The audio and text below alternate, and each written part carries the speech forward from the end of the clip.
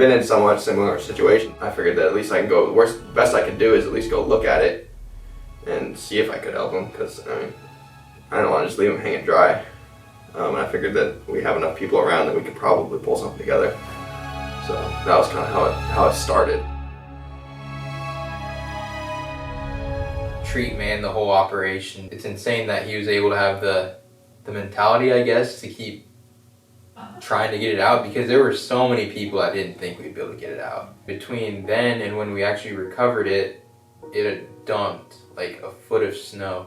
So when we first got there, Luke and I we ran into Tacoma and we were like kind of looking for the spot. I think Daniel was in the truck behind us, and we were kind of like leading the pack. And what we were doing, we were going over the path that like the marks that shoved his truck off the road, and we're like driving over it, and we're like, I can't believe it's farther. Like, how is everyone gonna get past this spot? And then we look down and we're like, the truck is right there. We're literally like riding on top of the tracks that sent the truck down the hill.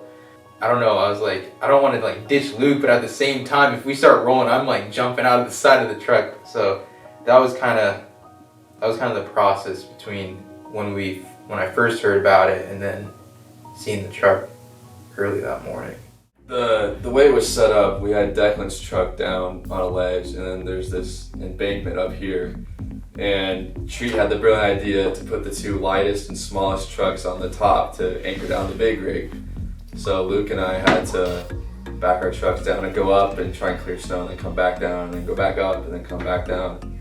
And eventually we got our trucks to the top, and they served as anchor points. So we ran straps from both of our trucks down to Declan's hitch, and poor Declan had a load on his hitch, but I'm sure he'll tell you about that. My favorite part was definitely getting off the mountain. My role was to sit and wait for my truck to roll down the mountain.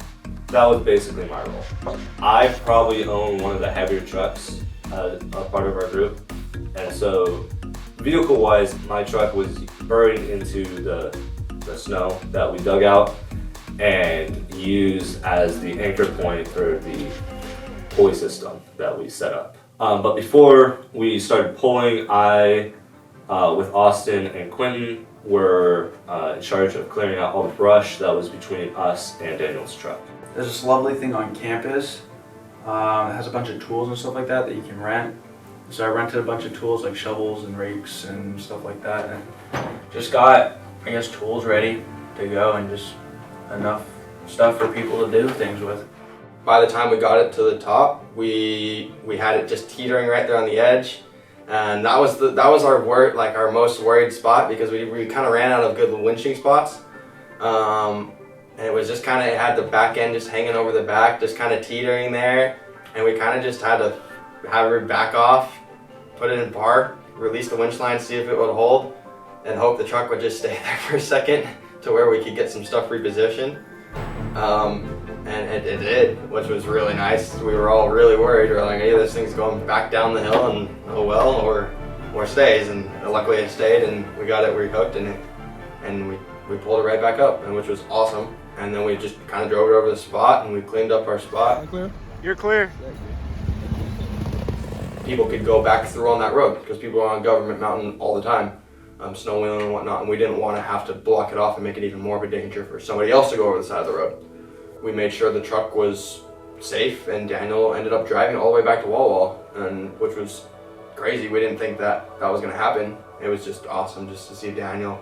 Like, you could see him through the day, like, you just didn't know. Like, there were some people up there that were just like, no, this isn't going to happen. Like, there's no way. Like, and just as the day went, you could just see everybody's moods change. Like, you're like, yeah, we're actually doing this. Like, it's moving. Like, we're going to get this. And it was so cool to see that.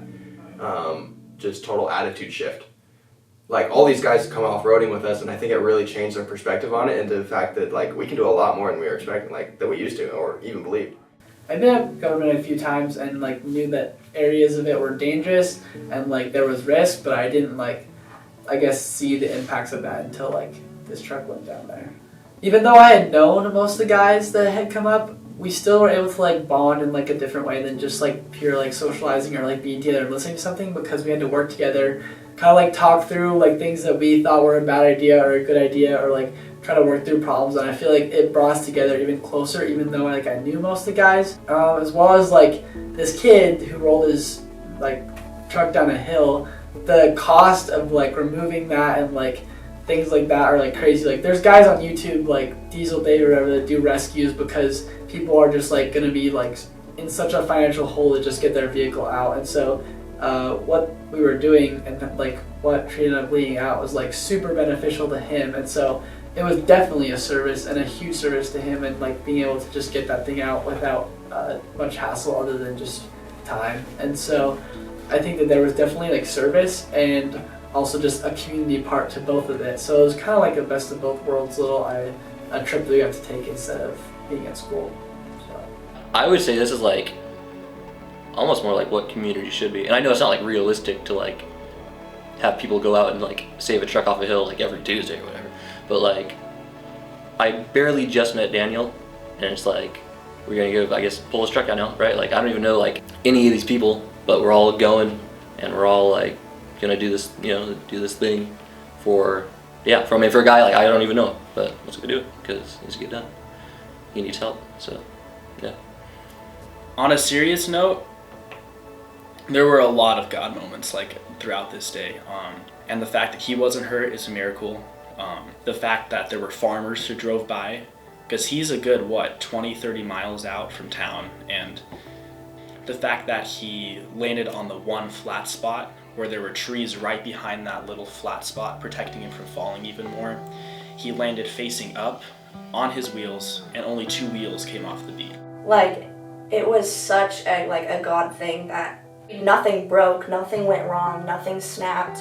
We got him off the mountain. He drove out. He drove that truck down the mountain. Like, nothing went wrong. How is that possible, It was a fun day, nothing I've ever done before, but it was a great experience, and I definitely would do it again.